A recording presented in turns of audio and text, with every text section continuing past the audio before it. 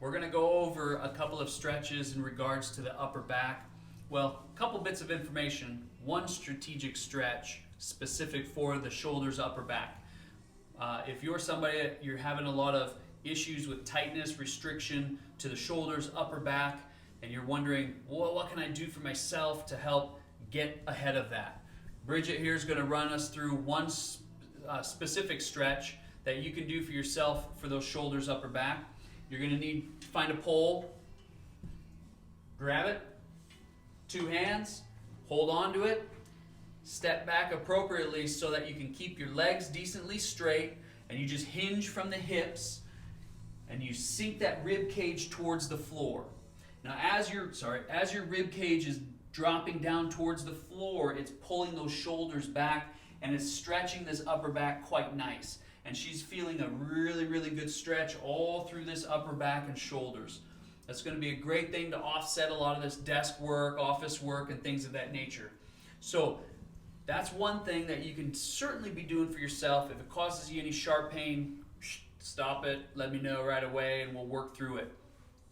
Another point though, I get a lot of patients that will come in telling me that they've got a lot of tightness in the shoulder and upper back area, but it's often one-sided.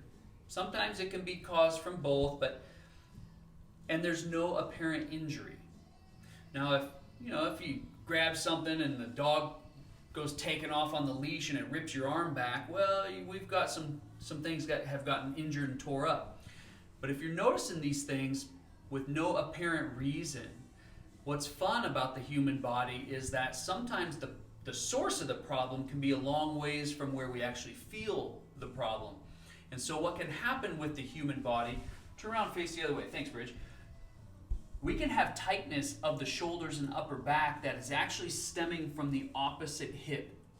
And so if you're somebody that's dealing with a lot of the chronic tightness and restriction to this upper back and shoulder area, you can do this stretch that we just showed you, but on top of that, you would be good to pay attention to how tight are the muscles of the hip on the opposite side.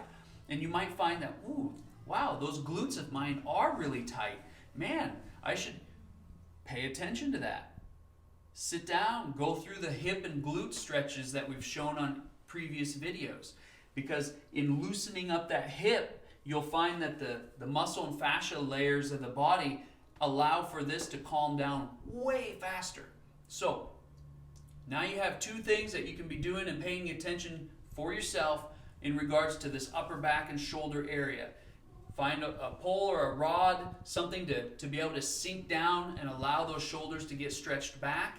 And then also pay attention to what the muscle tone on the opposite hip is looking like. And if they're tight, give that some attention also. Have a great day.